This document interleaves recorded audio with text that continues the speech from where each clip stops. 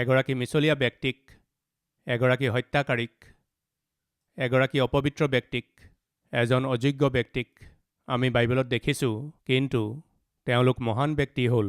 কেনেকৈ সম্ভৱ হ'ল? আজি আমাৰ মাজত কোনোবা আছে নেকি মিছলীয়া লোক?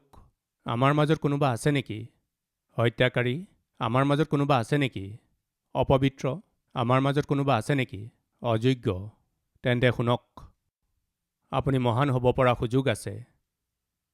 আপুনি জীৱনৰ উত্তম অৱস্থালৈ গৈ পোৱাৰ সুযোগ আছে। আপুনি ক'ব পাৰে, কেনেকৈ ব্ৰাদাৰ? সেয়া কেনেকৈ সম্ভৱ?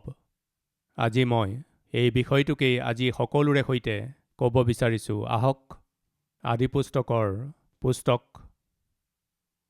22 অধ্যায়। এইবোৰ ঘটনাৰ পাছত ঈশ্বৰে আব্ৰাহামৰ পৰীক্ষা কৰি তেওঁক ক'লে, হে আব্ৰাহাম।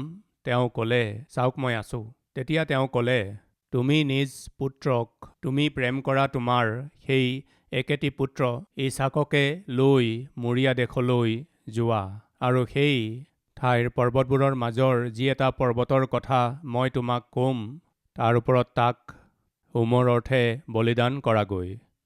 প্ৰিয় ভাই ভনীসকল, এই ল'ৰাটোৰ বাবে 25 বছৰ অপেক্ষা কৰিব লগা হ'ল। যেতিয়া আব্ৰাহামৰ বয়স 75 বছৰ আছিল, ঈশ্বৰে আব্ৰাহামক দৰ্শন দি, মই তোমাক আশীৰ্বাদ কৰিম, তোমাৰ বংশ বৃদ্ধি কৰিম, সকলো জাতিবিলাকে তোমাৰ বংশৰ দ্বাৰাই আশীৰ্বাদ পাব, এইদৰে মই তোমাক উন্নত কৰিম। সমুদ্ৰৰ পাৰত থকা বালিবোৰৰ নিচিনাকৈ, আকাশৰ তৰাবোৰতকৈও অধিক তোমাৰ বংশ মই কৰিম। এই অদ্ভুত প্ৰতিজ্ঞা কৰাত আব্ৰাহামে ঈশ্বৰৰ আজ্ঞামতে চলিলে।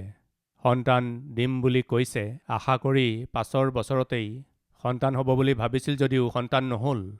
5 বছৰ পাৰ হৈ গ'ল, 10 বছৰ পাৰ হৈ গ'ল, 15-20 বছৰ পাৰ হৈ গ'ল, ঈশ্বৰে দিয়া প্ৰতিজ্ঞা সিদ্ধ নহ'ল। আমাৰ মাজত এনেকুৱা লোক আছে নেকি যাৰ সন্তান নাই? ঈশ্বৰে আপোনাক প্ৰতিজ্ঞা দিছেনে? নিৰাশ নহ'ব। যিজনে কথা দিছে তেওঁ বিশ্বাসযোগ্য। সন্তান দিম বুলি কৈছে যদি নিশ্চয়ে দিবই, তাত একো সন্দেহ নাই।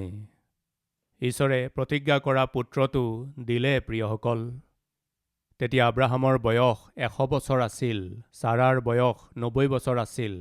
এই 100 বছৰ বয়সত, 90 বছৰ বয়সত যদি তেওঁলোকৰ শৰীৰলৈ যদি চাই, এই বয়সত পুত্ৰ জন্ম হোৱাটো কি কথা? এইদৰে ভাবিবলগীয়া অৱস্থা আহি গ'ল। কিন্তু আব্ৰাহামে সেই বয়সতো ঈশ্বৰৰ প্ৰতিজ্ঞাৰ ওপৰত বিশ্বাস কৰিলে। নিজলৈ চালে বা পত্নীলৈ চালে বা তেওঁলোকৰ শৰীৰলৈ চালে, অকণো বিশ্বাস কৰিব পৰা নাযায়। আৰু তাৰোপৰি ছাৰাৰ মাহেকীয়া নিয়মো বন্ধ হৈ গৈছিল। তাৰমানে গৰ্ভধাৰণ কৰিবলৈ কোনো ধৰণৰ আশা তাইৰ নাছিল। ঈশ্বৰৰ প্ৰতিজ্ঞা সিদ্ধ হ'ব, এই বুলি ক'বলৈ তেওঁলোকৰ আগত কোনো আধাৰ দেখা পোৱা নাছিল। আজি আমাৰ মাজত কোনোবা আছে নেকি? মোৰ জীৱনত ভাল দিন দেখিম, মোৰ জীৱনত মই ভাল স্বাস্থ্য লাভ কৰিম, মোৰ জীৱনত এটা ভাল অৱস্থালৈ গৈ পাম, মোৰ জীৱনত মোৰ সকলোবোৰ কষ্ট দূৰ হৈ যাব, মোৰ চকুলো মুচি দিয়া হ'ব, মোৰ অপমান দূৰ কৰা হ'ব, মোৰ পৰিয়াল গঢ় দিয়া হ'ব, মোৰ সন্তানে উন্নতি কৰিব। এনেকুৱা বিশ্বাস মুঠ নাই, কাৰণ তেনেকুৱা অৱস্থা মই ক'তো দেখিবলৈ পোৱা নাই। মোৰ অকণো এনেকুৱা লগা নাই যে মোৰ জীৱন শুধৰি যাব, বা মোৰ প্ৰাৰ্থনাৰ উত্তৰ পাম, বা শিৰ উন্নত কৰি মই চলিব পাৰিম তেনেকুৱা দিন আহিব, বা মোৰ কষ্ট দূৰ হৈ যাব, মোৰ চকু পানীবোৰ মুচি দিয়া হ'ব। নাজানো কিয় মোৰ অকণো ভৰসা নাই, কাৰণ মোৰ চাৰিওফালৰ অৱস্থা তেনেকুৱা। প্ৰিয় ভাই ভনীসকল, আপোনাৰ চাৰিওফালৰ অৱস্থা যেনেকুৱাই নহওক কিয়, আপোনাৰ জীৱনৰ বিপৰীত পৰিস্থিতিবোৰতকৈও অধিক সামৰ্থ্যশালী হৈছে মোৰ প্ৰভু যীশু খ্ৰীষ্ট। আব্ৰাহাম আৰু তেওঁৰ পত্নীক দেখিলে তেওঁলোকৰ সন্তান হোৱাৰ কোনো চান্স নাছিল। মাহেকীয়া নিয়মো তাইৰ বন্ধ হৈ গৈছিল। যেতিয়া কোনো সম্ভাৱনাই নাছিল আৰু শৰীৰ একেবাৰে দুৰ্বল হৈ পৰিছিল আৰু পত্নীৰ মাহেকীয়া নিয়ম বন্ধ হৈ গৈছিল, কেনেকৈ বিশ্বাস কৰিলে? বিশ্বাস কৰিলে। ঈশ্বৰে নিজৰ প্ৰতিজ্ঞা সিদ্ধ কৰিব সেই কথা বিশ্বাস কৰিলে। বাইবেলে কৈছে আব্ৰাহামে ঈশ্বৰৰ ওপৰত বিশ্বাস কৰিলে আৰু তাকেই তেওঁলৈ ধাৰ্মিকতা বুলি গণিত কৰা হ'ল। লাগিলে যিয়েই নহওক, ঈশ্বৰে মোৰ জীৱনত আচৰিত কাৰ্য কৰিব, মোৰ অপমান দূৰ কৰিব, মোৰ চকু পানী মচিব আৰু মোৰ জীৱন আনন্দেৰে ভৰাই পেলাব। এইদৰে বিশ্বাস কৰিলে প্ৰিয় ভাই ভনীসকল, বিশ্বাস কৰক, আপোনাৰ প্ৰচেষ্টা বিফল হ'ব পাৰে, আপুনি কৰা কাৰ্যবোৰত প্ৰতিফল নাপাব পাৰে, আপুনি যি পাব বিচাৰিছে সেয়া দূৰ দূৰলৈকে আপুনি দেখা নাপাব পাৰে। তথাপিও ঈশ্বৰৰ কথাত ভৰসা কৰক। আব্ৰাহামে বিশ্বাস কৰিলে। তেতিয়া কি হ'ল জানেনে? ঈশ্বৰে নিজৰ প্ৰতিজ্ঞা অনুসৰি এটা সুন্দৰ ল'ৰা দিলে। পলম হ'লেও ঈশ্বৰে এটা সুন্দৰ পুত্ৰ দিলে। তাৰ নাম ইছাক ৰখা হ'ল। ইছাকক পুত্ৰ হিচাপে দিয়াৰ পাছত যেতিয়া তেওঁৰ বয়স 15 বা 16 বছৰ হ'ল, আব্ৰাহামৰ জীৱনৰ আশা আৰু আব্ৰাহামৰ সপোন কেৱল তেওঁৰ পুত্ৰ ইছাক আছিল।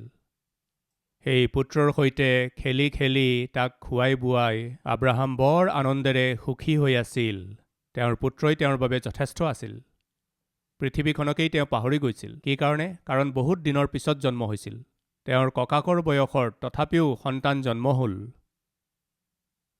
বৰ মৰম চেনেহেৰে তেওঁ নিজৰ পুত্ৰক লালন পালন কৰি আছিল। আব্ৰাহামে নিজৰ পুত্ৰক কেনেদৰে প্ৰেম কৰি আছিল আৰু পুতেকৰ সৈতে তেওঁৰ সম্বন্ধ কেনেকৈ গঢ় লৈ উঠিছে তাক দেখি নাজানো কিয় ঈশ্বৰক এনে লাগিল, আব্ৰাহামে নিজৰ পুত্ৰক মোতকৈও অধিক প্ৰেম কৰি আছে, পৰীক্ষা কৰি চাওঁচোন।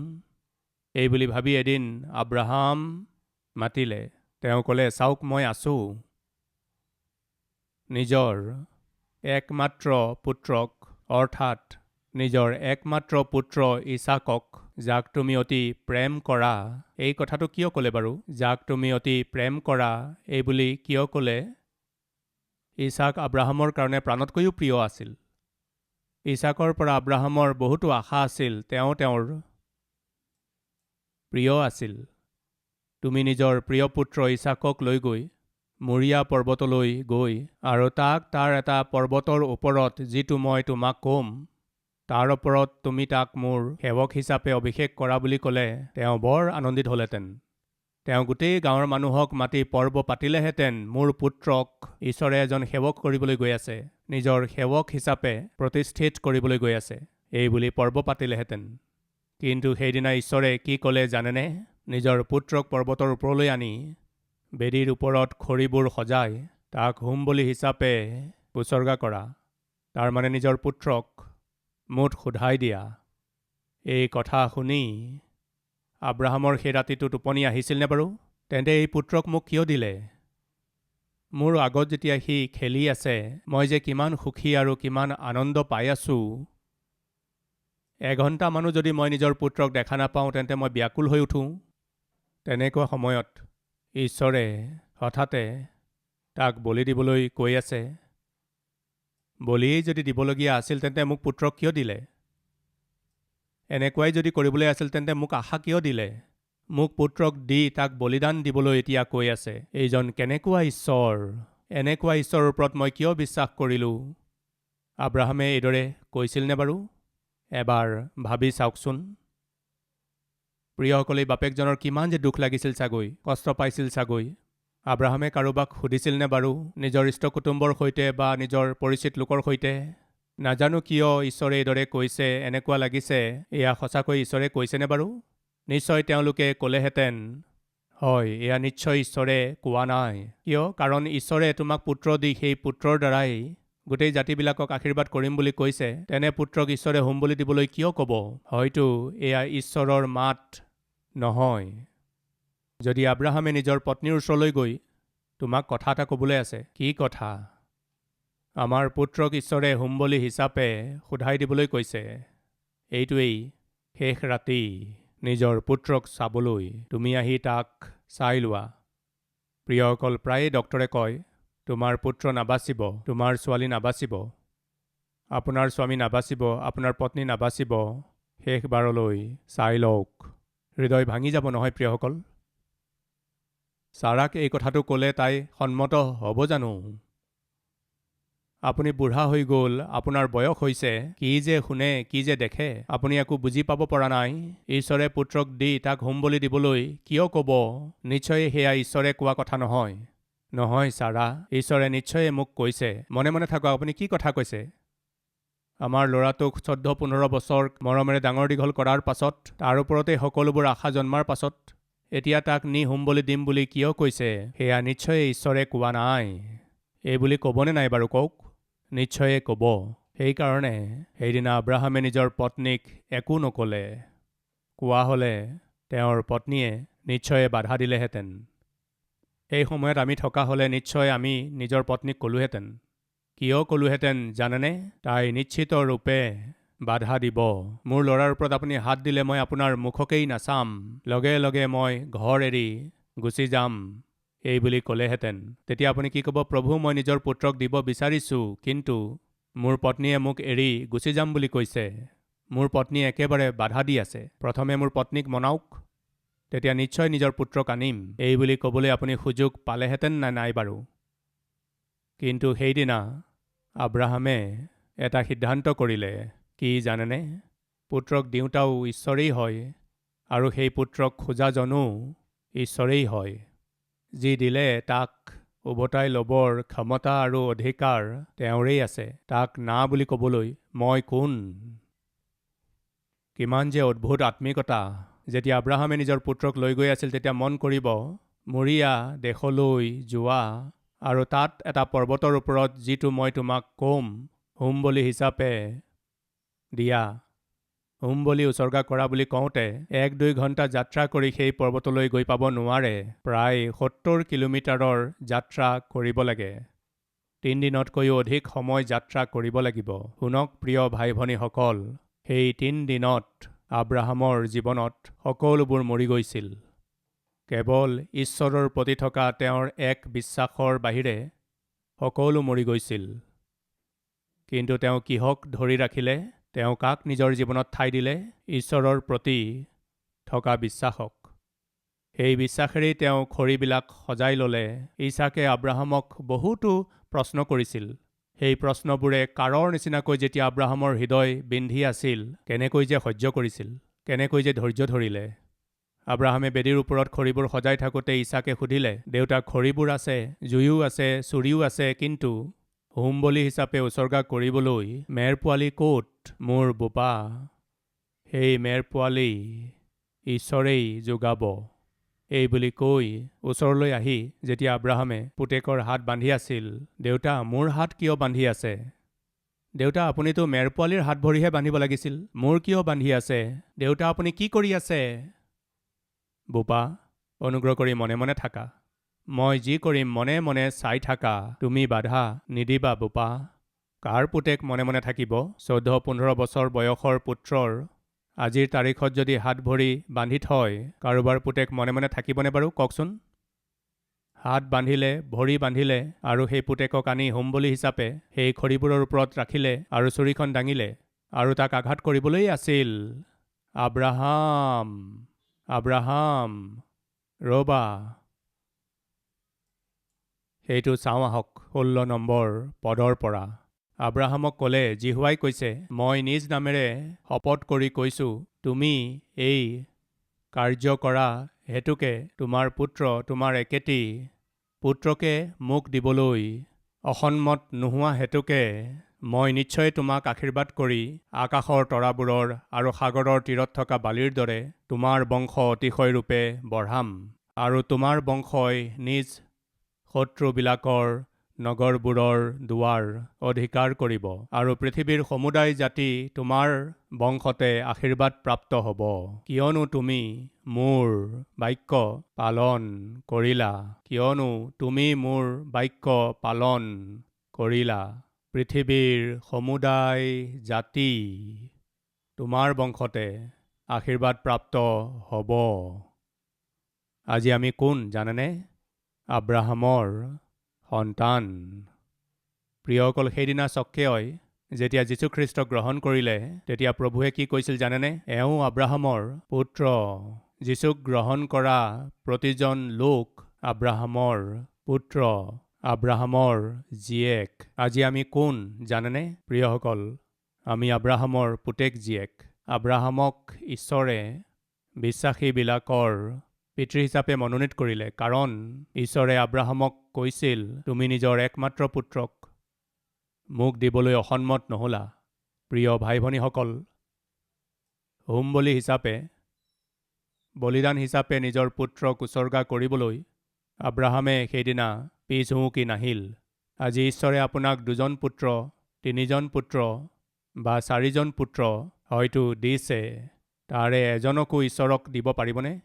এবাৰ ভাবকচোন, মোৰ ল'ৰাটোক ডক্তৰ বনাব লাগে, আমাৰ ল'ৰাটোক ইঞ্জিনিয়াৰ বনাব লাগে, আমাৰ ল'ৰাটোক আমেৰিকাত পঢ়াব লাগে, ছোৱালীক আমেৰিকাত পঢ়াব লাগে। সন্তানৰ কাৰণে আপোনাৰ মনত বহুত আঁচনি আছে, কিন্তু মোৰ ল'ৰাটোক সেৱক কৰিব লাগে, মোৰ ল'ৰাই ঈশ্বৰৰ সেৱা কৰিব লাগে, মোৰ ছোৱালীয়ে ঈশ্বৰৰ সেৱা কৰিব লাগে, মোৰ সন্তানে ঈশ্বৰৰ কাৰণে জীৱন যাপন কৰিব লাগে, মোৰ পুত্ৰক ঈশ্বৰক সোধাই দিছোঁ। আমাৰ মাজৰ কিমানে বাৰু এই কথা ক'ব পাৰিব? আব্ৰাহামে হোম বলি হিচাপে নিজৰ পুত্ৰক বলিদান কৰাত পিছ হুহুকি নগ'ল। প্ৰিয়সকল শুনক, এখন দেশত আকাল পৰিছিল, ইমানেই ভয়ানক আকাল পৰিছিল যে নিজৰেই ল'ৰা ছোৱালীক দাস দাসী হিচাপে বেচিব লগা অৱস্থা আহি পৰিছিল। কাৰোবাক নহয় কাৰোবাক বেচি সেই টকাৰে ঘৰ চলাব লাগে। ঘৰৰ সোণ ৰূপ সম্পত্তি আৰু সকলোবোৰ বস্তু মানুহে বেচিলে। এতিয়া খাবলৈকো একো নোহোৱা সময়ত এই দেশৰ অৱস্থা এনেকুৱা হৈ গৈছিল যে পৰিয়ালৰ কোনোবা নহয় কোনোবাই নিজকে দাস দাসী হিচাপে বিক্ৰী কৰিলেহে ঘৰ চলিব। মানুহে এজন ব্যক্তিক ক'লে, তোমাৰতো 3টা পুত্ৰ, আহাৰ খাবলৈ নাপায়, কষ্ট পাই আছে, তেওঁলোকক আহাৰ দিব পৰা নাই, কষ্ট দি আছে। এটা কাম কৰক, 3টা পুত্ৰৰ ভিতৰত এজনক বিক্ৰী কৰক, আপোনাৰ ঘৰ 1 মাহ চলি যাব। ঘৰলৈ আহি এই কথা নিজৰ পত্নীক ক'লে, শুনা, আমাৰ 3টা পুত্ৰ আছে, এজনকো যদি আমি দাস হিচাপে, বাকীসকল আমি সকলো ভালদৰে চলিম, ডাঙৰ ল'ৰাটোক বিক্ৰী কৰোঁ নেকি? এই বুলি কওঁতে ঘৈণীয়েকে কি ক'লে জানেনে? সিটো ঘৰৰ ডাঙৰ ল'ৰা, কালিলৈ যেতিয়া আমি বুঢ়া হৈ যাম, বাকী ভায়েককেইটাৰ সিয়েইটো সহায় হ'ব, তাক বেচিলে কেনেকৈ হ'ব? ঠিক আছে, সৰুটোক বিক্ৰী কৰোঁ নেকি? সৰুটোক বিক্ৰী নকৰিব, সিটো সৰু হয়, সৰুটোক বৰ মৰমেৰে ডাঙৰ দীঘল কৰিছোঁ, তাক কেনেকৈ বেচিম? ঠিক আছে, মাজৰটোক বেচিম নেকি? সিটো সম্পূৰ্ণ মোৰ নিচিনা হৈছে, তাকনো কেনেকৈ বেচোঁ? প্ৰিয় ভাই ভনীসকল, সেই ঘৰখনৰ স্বামী ভাৰ্যা আৰু সন্তানে জীয়াই থাকিবলৈ হ'লে কাৰোবাক নহয় কাৰোবাক মাৰিবৰ প্ৰয়োজন নাই। কাৰোবাক দাস হিচাপে, চাকৰ হিচাপে অলপ সময়ৰ বাবে বেচি দিলেই কাম হৈ যাব। কিন্তু সেই মাক বাপেকে সিদ্ধান্ত কৰিলে, কি সিদ্ধান্ত জানেনে? আমি মৰিলেও মৰি যাম, কিন্তু 3টা পুত্ৰৰ ভিতৰত এজনকো আমি দাস হিচাপে কোনো পধ্যে সোধাই নিদিওঁ। এজনকো দাসত্বলৈ নপঠালে। কিছু সময়ৰ পাছত স্বামী মৰি গ'ল, পত্নীও মৰি গ'ল, আৰু 3টা পুত্ৰও সেই ঘৰতেই মৰি গ'ল।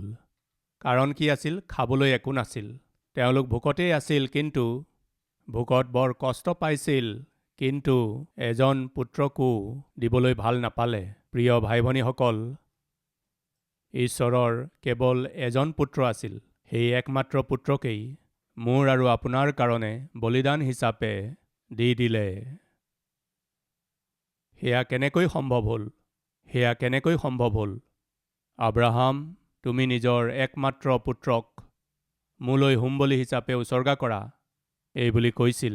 আব্ৰাহামে ঈশ্বৰক কিমান অধিক প্ৰেম কৰিলে জানেনে? নিজৰ পুত্ৰতকৈও অধিক ঈশ্বৰক প্ৰেম কৰিলে। সেইকাৰণে তেওঁ যেতিয়া নিজৰ পুত্ৰক আনি হোম বলি হিচাপে দিবলৈ যেতিয়া হাত দাঙিলে, তেতিয়া ঈশ্বৰে ক'লে, তুমি নিজ পুত্ৰক মোৰ আগত হোম বলি হিচাপে দিবৰ বাবে অসন্মত নহ'লা। সেইকাৰণে মই জানিব পাৰিলোঁ যে তুমি মোক বহুত প্ৰেম কৰা। সেইকাৰণে আব্ৰাহাম, মই তোমাক কিমান আশীৰ্বাদ কৰিম জানানে? গোটেই জগতখনেই যেন আচৰিত হয়, তেনেকৈ মই তোমাক আশীৰ্বাদ কৰিম। ঈশ্বৰে আশীৰ্বাদ কৰিলেনে নাই বাৰু কওকচোন? আশীৰ্বাদ দিলে প্ৰিয়সকল, ঈশ্বৰে আশীৰ্বাদ কৰিলে। আব্ৰাহামৰ পুত্ৰ ইছাক, ইছাকৰ পুত্ৰ হৈছে জাকোব, আৰু জাকোবৰ নতুন নাম ইছৰাইল। আজি ইছৰাইলৰ নামেৰে এখন দেশ এই জগতত আছে। এই দেশখন কেনেকৈ হ'ল জানেনে? আব্ৰাহামলৈ ঈশ্বৰে প্ৰতিজ্ঞা কৰিছিল, মই তোমাৰ পৰা এক জাতি উৎপন্ন কৰিম। অসমীয়াত জাতি বুলি কৈছে, কিন্তু ইংৰাজীত নেশ্যন, এখন ৰাজ্য দিম। তোমাৰ নামেৰে এখন ৰাজ্য কৰিম। ঈশ্বৰে যিদৰে কৈছিল তেনেকৈ কৰিলে। আব্ৰাহামৰ নাতি জাকুবৰ নামেৰে ঈশ্বৰে এখন দেশৰ নিৰ্মাণ কৰিলে। ঈশ্বৰে তেওঁৰ প্ৰতিজ্ঞা সিদ্ধ কৰিলে। প্ৰিয়সকল, ঈশ্বৰে আব্ৰাহামক বৰ মহান কৰি তুলিলে। কোনজন আব্ৰাহামক? এই আব্ৰাহামকেই। কিন্তু এই আব্ৰাহামেই এটা সময়ত কোন আছিল জানেনে? এজন মিছা কথা কওঁতা। কোন? এজন মিছলীয়া ব্যক্তি। অলপ আগলৈ গৈ চাম। প্ৰায় 20 বা 40 বছৰমান পাছলৈ চাম। আদি পুস্তক 12 অধ্যায়ৰ 7 নম্বৰ পদ। পাছে জিহুৱাই আব্ৰামক দৰ্শন দি ক'লে, তোমাৰ বংশকেই মই এই দেশ দিম। তাতে তেওঁ নিজকে দৰ্শন দিয়া জিহুৱালৈ সেই ঠাইতে এটা যজ্ঞবেদী নিৰ্মাণ কৰিলে। পাছে তেওঁ সেই ঠাই এৰি বৈতেলৰ পূব ফালৰ পৰ্বতটো পাই বৈতেলক পশ্চিম আৰু অয়ক পূব কৰি তাতে তেওঁৰ তম্বু ঘৰ তৰিলে। সেই ঠাইতো তেওঁ জিহুৱালৈ এটা যজ্ঞবেদী নিৰ্মাণ কৰি জিহুৱাৰ নামেৰে প্ৰাৰ্থনা কৰিলে। তাৰ পাছত আব্ৰামে ক্ৰমে ক্ৰমে দক্ষিণ অঞ্চললৈ যাত্ৰা কৰিলে। সেই সময়ত আব্ৰামৰ বয়স প্ৰায় 75 বছৰ আছিল। আব্ৰামে যেতিয়া নিজৰ পুত্ৰক হোম বলি হিচাপে দিবলৈ যেতিয়া লৈ গৈছিল, সেই সময়ত ইছাকৰ বয়স 14 পৰা 16 বছৰমান হ'ব পাৰে, এই বুলি বাইবেলৰ পণ্ডিতসকলে কয়। 25 বছৰ প্লাছ 15 বছৰ দুয়োটা যোগ কৰি কিমান হ'ল? 40 বছৰ। আমি 22 অধ্যায়ত যিটো ঘটনাৰ বিষয়ে পঢ়িছিলোঁ সেইটো 40 বছৰৰ পাছত ঘটিছিল। তাৰমানে 40 বছৰৰ পাছত যিটো ঘটনা ঘটিছিল সেইটো চোৱাৰ পাছত এতিয়া আমি 40 বছৰ পিছলৈ গুচি গ'লোঁ। 40 বছৰ পাছত আব্ৰাহামলৈ চালে আমি বুজি পাওঁ যে নিজৰ পুত্ৰতকৈও অধিক আব্ৰাহামে ঈশ্বৰক প্ৰেম কৰিছিল। ঈশ্বৰৰ প্ৰতি তেওঁ ইমানেই বাধ্য আছিল যে নিজৰ পুত্ৰকো হোম বলি হিচাপে দিবলৈ তেওঁ অসন্মত নহ'ল। ঈশ্বৰৰ প্ৰতি ইমানেই অধিক বাধ্য হৈছিল, লাগিলে যিয়েই নহওক কিয় মোৰ জীৱনত, মোৰ পৰিয়ালত ঈশ্বৰৰ ইচ্ছা সিদ্ধ হ'ব লাগে। ঈশ্বৰে য়েছ বুলি ক'লে মই য়েছ ক'ম, তেওঁ ন' বুলি ক'লে ময়ো ন' বুলি ক'ম। ঈশ্বৰৰ প্ৰতি ইমানেই বাধ্য হৈ গোটেই জগতৰ বাবে আশীৰ্বাদৰ কাৰণ হ'ল।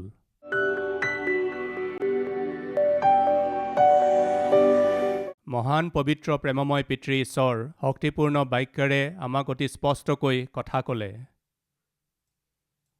পিতৃ আব্ৰাহামক যেনেকৈ আপুনি এজন মহান ব্যক্তি কৰিলে আৰু এজন শ্ৰেষ্ঠ ধাৰ্মিক ব্যক্তি তেওঁক কৰিলে, পিতৃ আজি যিসকলে এই বাক্য শুনি আছে, মিছাক, অন্যায়ক, অধৰ্মক আধাৰ কৰি লৈ যদি চলি আছে তেওঁলোকক ক্ষমা কৰক। পিতৃ আপোনাৰ দৃষ্টিত যিসকল দোষী তেওঁলোক কেতিয়াও স্থিৰ হ'ব নোৱাৰে, উন্নতি কৰিব নোৱাৰে। তেওঁলোকে এই কথা জানি আৰু চিনি পাই নিজৰ আত্মিক জীৱনবোৰ শুধৰণি কৰি অনুতাপ কৰা প্ৰতিজনকে ক্ষমা কৰক। পিতৃ আমাৰ মুখৰ পৰা মিছা কথা ওলাব নালাগে, আমাৰ জীৱনত কলংক লাগিব নালাগে, আমি বিপদৰ ফান্দত পৰিব নালাগে। পিতৃ আপোনাৰ আজ্ঞা পালন কৰি আপোনাৰ অধীন হৈ আপোনাক উপচি পৰাকৈ প্ৰেম কৰি আপোনাৰ বাবে চলিবলৈ অনুগ্ৰহ দিয়ক। যীশুৰ নামত মাগিছোঁ পিতৃ, আমেন। हमारा address Calvary, post box number 30, Kukatpally, Hyderabad 72।